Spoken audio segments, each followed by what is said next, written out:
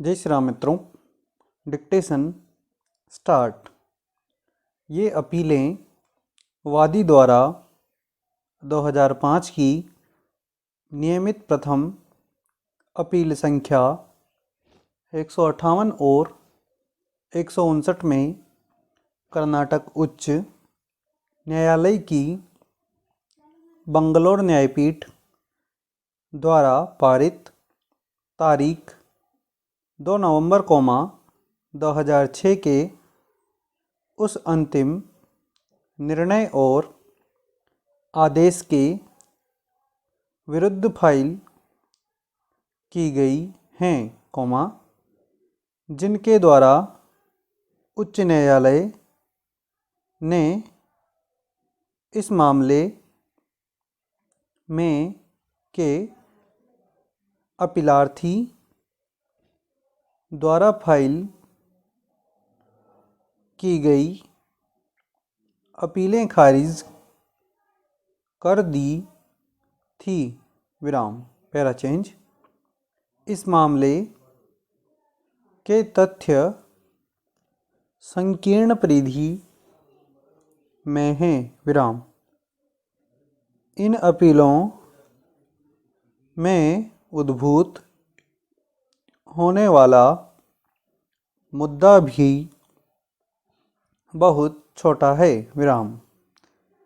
यह इसमें इसके नीचे उल्लिखित तथ्य से स्पष्ट हो जाएगा। Para change.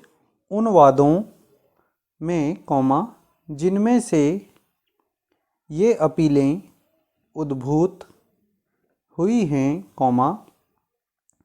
अपीलार्थी 1996 के मूल वाद संख्या 6640 में वादी है और 1992 के मूल वाद संख्या 2150 में प्रतिवादी है, जबकि प्रत्यर्थी 1996 के मूल वाद संख्या 6640 में प्रतिवादी और 1992 के मूल वाद संख्या 2150 में वादी हैं। Para change. अपीलार्थी ने प्रत्यर्थियों के विरुद्ध वाद पत्र में विस्तार पूर्वक वर्णित भूमि कोष्ठक, जिसे इसमें इसके पश्चात वादगत भूमि कहा गया है, कोष्ठक के संबंध में घोषणा और स्थायी व्यादेश के लिए नगर सिविल न्यायाधीश बंगलौर के न्यायालय में 1996 का मूल वाद संख्या 6640 फाइल किया, जबकि मूल प्रत्यर्थी संख्या 1 ने भी वादगत भूमि के संबंध में अपीलार्थी के विरुद्ध 1992 के मूल वाद संख्या 2150 के रूप में एक प्रतीपवाद फाइल किया। Para change. दोनों वादों को उनके निपटान के लिए 1-7 मिला लिया गया था, क्योंकि दोनों वाद एक ही पक्षकारों के बीच और एक ही विषय वस्तु के संबंध में थे। Para change. पक्षकारों ने वादों का विरोध किया और साक्ष्य पेश किए।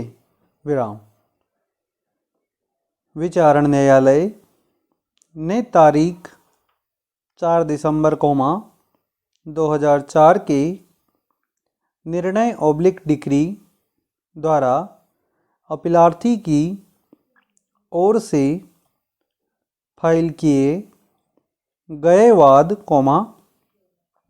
अर्थात 1996 के मूल वाद संख्या 6640 को खारिज कर दिया और प्रत्यर्थी संख्या 1 द्वारा फाइल किए गए वाद अर्थात 1992 के मूल वाद संख्या 2150 को डिक्री कर दिया। पैरा चेंज 1996 के मूल वाद संख्या 6640 में वादी ने व्यथित महसूस किया और सिविल प्रक्रिया संहिता 1908 कोष्टक जिसे इसके पश्चात संहिता कहा गया है कोष्टक की धारा 96 के अधीन कर्नाटक उच्च न्यायालय के समक्ष 2 प्रथम अपीलें फाइल की। एकल न्यायाधीश ने आक्षेपित निर्णय डिक्री द्वारा दोनों प्रथम अपीलों को खारिज कर दिया और विचारण न्यायालय के निर्णय डिक्री को अभिपुष्ट कर दिया, जिसके कारण वादी द्वारा इस न्यायालय में 1996 के मूल वाद संख्या 6640 में विशेष इजाज़त लेकर प्रस्तुत अपीलें फाइल की गई। पैरा चेंज अपीलार्थी की ओर से विद्वान ज्येष्ठ काउंसिल सुश्री किरण सूरी और प्रत्यर्थियों की ओर से विद्वान काउंसिल श्री राजेश महाले की सुनवाई की गई। पैरा चेंज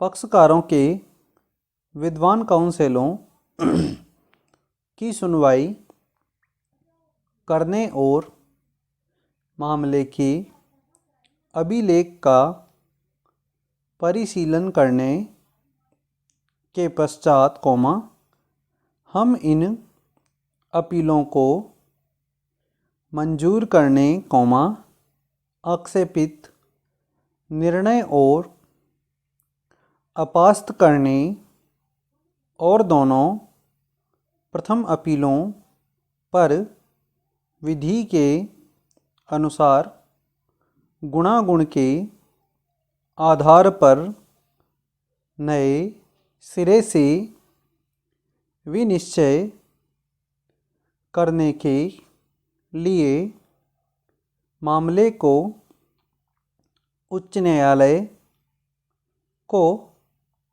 प्रतिप्रेषित करने के लिए बाध्य हैं।